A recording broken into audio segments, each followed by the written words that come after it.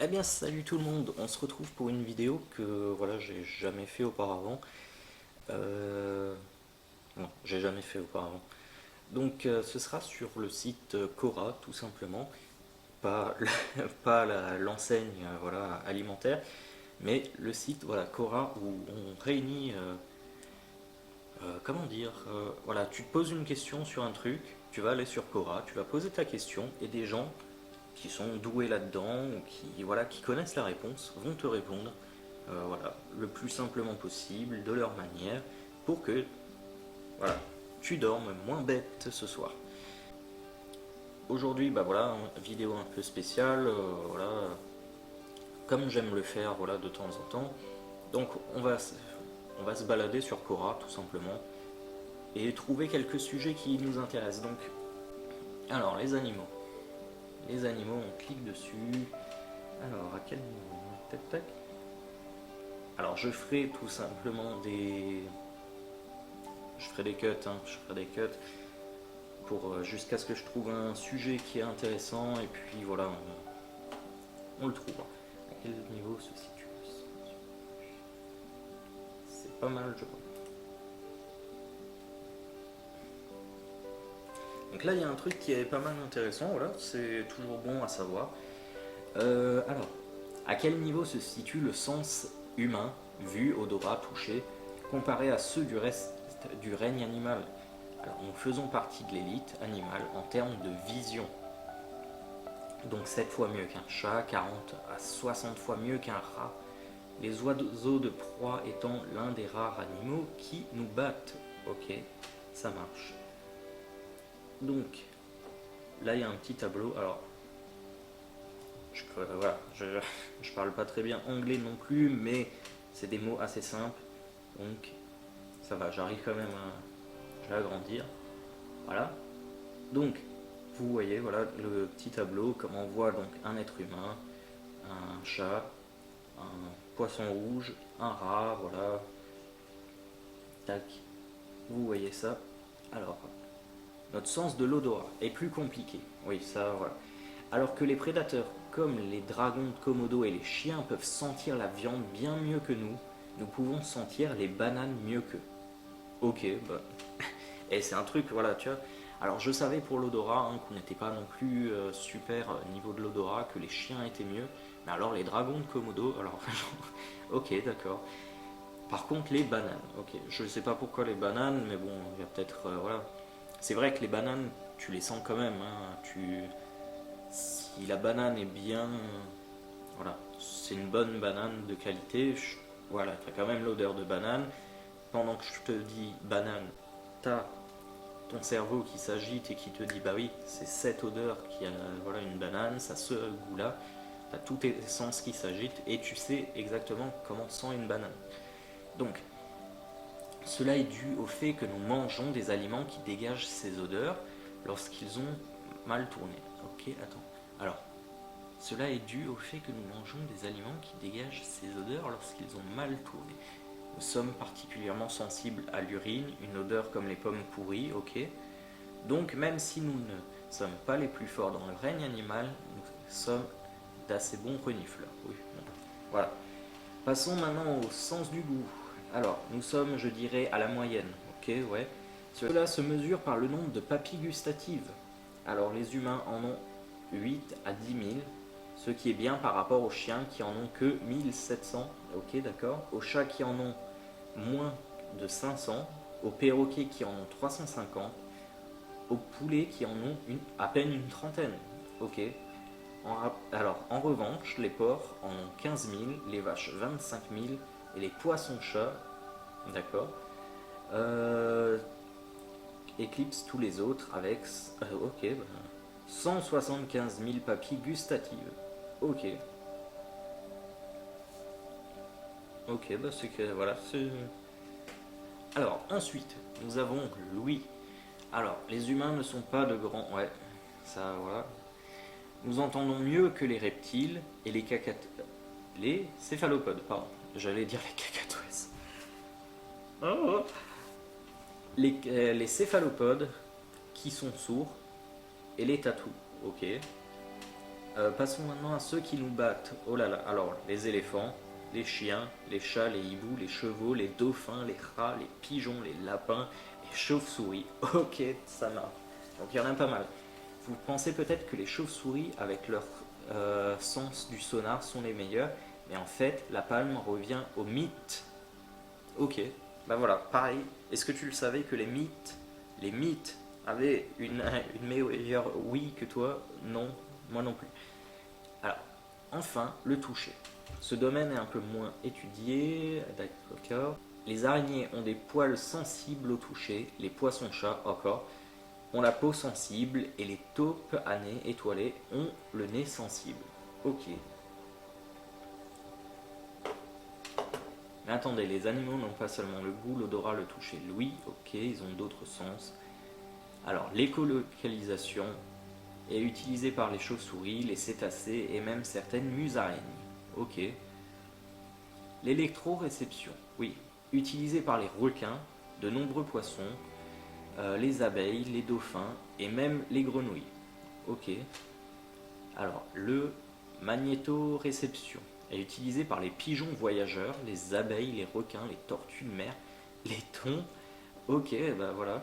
La détection des nutriments est utilisée par les moineaux. Ok. Les cerfs. Ok, ben voilà. Voilà. On va passer à un autre sujet, hein, peut-être. Alors, on va lire celui-là qui est. Voilà. J'ai un enfant, donc voilà, ça m'intéresse aussi, hein. Que se passerait-il si un enfant tombait dans un enclos avec des chimpanzés? Bah oui. Est-ce que du coup, voilà, il serait agressif envers lui ou un truc comme ça? Je pense qu'une partie d'entre vous avait vu cette triste vidéo, hein, malheureusement, où il y avait un enfant qui était tombé, je crois, dans l'enclos à gorilles. Et ils ont dû abattre le gorille parce qu'il aurait pu. Il voulait pas faire de mal à l'enfant, c'est clair et net. Ceux qui disent ouais, il voulait le tuer ou machin, vous êtes des connards, voilà, vous pouvez me balancer tous les arguments que vous voulez, vous êtes des connards. Voilà, c'est simple et net, précis. Je le dis comme c'est. Il voulait pas le tuer l'enfant, il voulait juste voilà, certainement le protéger ou voilà, il a un peu paniqué et c'est vrai que bah, avec la puissance d'un gorille, l'enfant qui est tombé aurait pu très bien mourir avec les mouvements brusques que le gorille avait envers lui. Et du coup ben voilà, il a été abattu, hein, malheureusement. C'est une vidéo qui date, je pense, d'un an et demi facile, je pense. Donc voilà, alors on va voir si votre enfant tombe dans l'enclos à chimpanzés. Alors les chimpanzés ne sont généralement pas un danger pour les humains.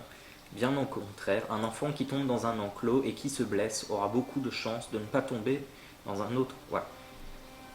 Vaut mieux qu'il tombe dans cet enclos qu'un autre. Pourquoi? Car dans 90% des cas, les chimpanzés viendront à la rescousse. Voilà, ça m'étonne. Voilà, mine de rien, ça me.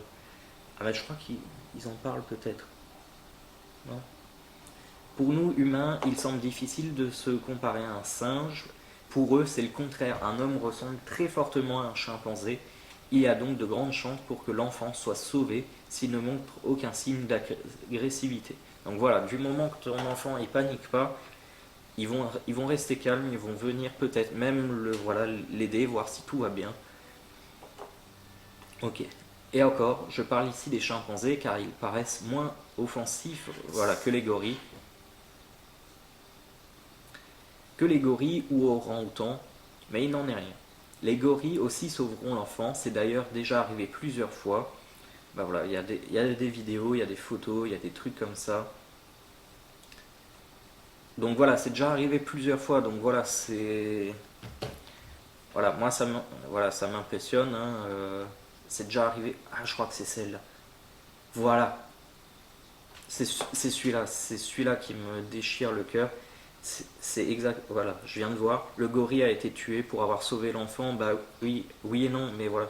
Est-ce qu'on peut la voir? Voilà, voilà, regardez. Il n'est pas du tout dangereux. Il l'accroche, mais c'est juste parce que du coup, il va essayer de le protéger en fait. Voilà, il va essayer de le protéger, de le mettre à l'écart parce qu'il voit très bien qu'il y a plein de gens qui le regardent, qui machin. Donc en fait, il avait plus peur que les gens fasse du mal à l'enfant que lui ne fasse... Voilà, c'était vraiment pour le protéger. Sauf que malheureusement, il a des mouvements assez brusques. Attendez, voilà, regardez, il va le choper, voilà, il va l'entraîner avec lui en fait. Mais c'est pas pour lui faire du mal, c'était juste pour le protéger. Et malheureusement, bah voilà, l'être humain est assez stupide. Et voilà, ce gorille a été tué, hein, voilà, malheureusement. On va passer à un autre sujet. Je pense même de catégorie, hein. Alors, on va voir. Alors, on passe à la cuisine, mais aussi, voilà, on reste un peu voilà, dans les animaux, c'est terrible, hein, mais ce que j'ai dit. Mais voilà, on reste dans les animaux. Donc, comment un chef cuisinier peut être sûr et certain qu'il a bien préparé le poisson-pierre? Donc, ceux qui ne le savent pas, il est empoisonné, voilà, il a de nombreuses parties de son corps qui ont du poison, dangereux pour l'humain. C'est pas, voilà, c'est pas pour les autres animaux ou machin, l'être humain aussi, c'est vraiment dangereux. Et il n'y a que certains chefs, grands chefs cuisiniers, je pense très souvent japonais, hein. Voilà, c'est pas parce que, mais très souvent japonais, ils ont des formations à suivre obligatoirement pour savoir exactement retirer le poison, pas contaminer le reste. Voilà, donc comment il peut savoir qu'il a tout enlevé? Voilà, est-ce qu'il goûte le poisson avant de le servir?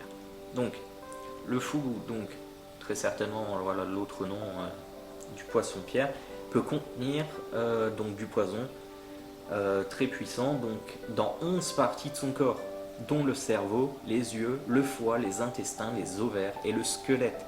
Donc voilà, c'est un poisson mortel de chez mortel. C'est un poisson un poisson, oui, bah, un poison puissant contre lequel il n'existe pas d'antidote. Voilà, voilà pourquoi c'est très dangereux. Il n'y a pas d'antidote. Donc pour moi c'est niette. Même si tu me dis ouais j'ai fait tout ça toute ma vie, je sais exactement l'enlever. Non, non, non. Jamais de la vie je toucherai à ça. Non, non. Donc il n'y a pas d'antidote. Il a mal enlevé, tu meurs. On dit que c'est 1200 fois plus puissant que le cyanure. Voilà. Donc voilà. Trempez la pointe d'une aiguille dedans, léchez-la et vous êtes mort. Donc, les chefs doivent suivre une formation qui dure 10 ans pour maîtriser les compétences nécessaires. Voilà, je vous le disais juste avant, voilà, les formations et tout ça. Mais alors 10 ans, 10 ans. Pour comparer, tu peux passer ton doctorat en même temps que, voilà, mais voilà. Ok, donc, par ailleurs, la loi japonaise impose au chef de goûter. Voilà, ok. Pour s'assurer qu'il est comestible. Donc en gros, le chef, il peut mourir à tout moment. Il a mal enlevé le truc, il goûte, il meurt. Voilà, c'est la loi. C'est la loi qui l'impose. Donc le fugu est interdit dans l'Union Européenne, aux États-Unis et en dehors de New York. Ok, d'accord. Les chances de mourir en mangeant du fugu préparé par un chef reconnu sont cependant très faibles. Bah oui, bah, au bout de 10 ans, c'est clair que voilà. Au cours des 25 dernières années, il n'y a eu qu'un seul mort suite à la consommation du fugu dans un restaurant. Les autres victimes, dont le nombre serait inférieur à 5, seraient des pêcheurs ayant mangé leur... Voilà, ok, d'accord.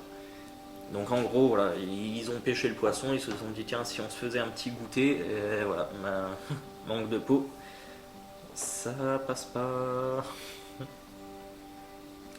Les victimes étaient plus fréquentes dans le passé, voilà, c'est clair et net. On se protège, hein, tout simplement. Voilà, on va passer au sujet suivant. Alors on va lire vite fait celui-là parce qu'il m'intrigue un petit peu. Alors quel plat japonais n'oublierez-vous jamais? Alors j'aime bien les sushis, je connais quelques trucs, mais c'est vrai que la cuisine japonaise en soi, voilà, c'est pas... Ah, forcément j'habite en France, donc forcément, voilà, mis à part les petits kiosques à sushi dans les grandes surfaces, c'est vrai que je connais pas plus que ça. Donc voilà, ça m'intéresse. Alors, si vous devez vivre à l'étranger, le plat japonais qui me manquerait le plus serait le Tamako Kake Gohan. J'espère que je l'ai bien dit. Si j'ai une communauté japonaise, je ne sais pas, est-ce que vous... Voilà, je l'ai bien prononcé. Alors, œuf cru sur du riz à vapeur. Donc c'est pour ça que ça m'intriguait. Alors, c'est le plat de base le plus simple, le plus savoureux et le moins cher. Alors, j'ai entendu dire qu'il n'est pas conseillé de manger des œufs crus dans de nombreux pays à cause de la salmonelle. Alors oui, effectivement, les coquilles des œufs produits au Japon sont nettoyées et aseptisées. Ok, d'accord. Peu de touristes ont l'occasion de l'essayer, mais certains hôtels typiquement japonais servent un œuf cru pour le petit déjeuner, comme ci-dessous. Ne ratez pas cette chance, ajoutez-y plusieurs gouttes de sauce soja et vous ne le regretterez pas. Eh ben voilà. Et est-ce que ce serait pas un futur tuto de cuisine sur ma chaîne? Est-ce qu'on n'essayerait pas de se faire le Tamako Gake Gohan? Voilà, donc c'est... Alors, œuf cru sur du riz à vapeur avec sauce soja. Je pense qu'on tient le prochain tuto de cuisine, voilà, qui sortira peut-être le mois prochain. Voilà, on passe au truc suivant. Allez. Donc on passe à l'astronomie, donc voilà, un peu tout est lié en fait. Donc voilà, on passe des animaux à la cuisine, bah forcément on cuisine voilà, des animaux, des plantes, des trucs comme ça. Qui dit cuisine, dit si c'est bien préparé, voilà, tu es transporté au 7e ciel et tout ça. Donc l'espace, bien évidemment. Alors je suis tombé sur un truc qui est pas mal. Alors si 1000 si 1000 milliards de seaux d'eau étaient déversés simultanément sur le Soleil, que se passerait-il? Alors je suppose que l'idée derrière cette question est lorsqu'on verse suffisamment d'eau sur un feu, il s'éteint. Donc la question est que se passerait-il si on essayait d'éteindre le Soleil avec de l'eau? Alors, donc, voilà, lui le gars là, Thomas Godard, c'est toi qui as posé la question? Ou alors c'est toi qui réponds. Mais en tout cas, voilà, on a la réponse. Donc, le Soleil n'est pas un feu. Un feu est un rayonnement électromagnétique qui provient d'une combustion. Voilà, si tu es un peu jeune, que tu es encore dans les études, voilà, les sciences et vie de la Terre, machin, voilà, tu es en plein dedans. Tu es un peu plus vieux comme moi, tu ne te souviens plus de rien. Une combustion est une transformation chimique exothermique. Ok. Tac, tac, tac. Très bien. Donc en gros, le soleil n'est pas un feu. On va peut-être lire le plus important. Apporter de l'eau à un feu ne l'éteint pas. Ok. L'eau liquide va se transformer en eau à l'état de gaz, vapeur d'eau. Ok. Et cette transformation dissipera juste un peu d'énergie du feu. Ok. Donc là, il dit très bien voilà, que l'eau étant transparente à ses rayonnements, voilà, c'est le plus mauvais candidat pour arrêter un feu, voilà, tout simplement. Voilà, si vous connaissez un minimum, voilà, vaut mieux une couverture, machin, un truc, une serviette, voilà, pour éteindre le feu. J'espère que je dis pas de conneries. Sur Terre, les feux usuels que l'on connaît, ok, voient réagir d'une part l'oxygène. Oui, d'accord, ok. Donc en fait, tout est chimique en fait. Vraiment, c'est vraiment une question de chimie. Donc une transformation chimique d'oxydation, tac, tac, tac. Il est possible d'arrêter un feu avec, voilà, tout simplement. C'est justement en le privant d'oxygène. Voilà, bon, tout simplement, voilà, c'est en gros ce que je voulais dire. Hein. Vaut mieux priver d'oxygène donc le feu pour qu'il s'arrête que de balancer de l'eau. C'est très déconseillé, surtout sur une friteuse par exemple ou un truc comme ça. Donc voilà, vaut mieux étouffer le feu. Donc, ce qui fait briller le soleil, c'est autre chose, ok? Donc c'est les atomes légers fusionnent, tac tac tac, ok. Or de quoi est composée l'eau? Donc H2O, ce sont deux gaz, l'hydrogène et l'oxygène. Apporter de l'eau sur un astre tel que le Soleil lui apporterait donc du carburant. Il brillerait juste plus longtemps.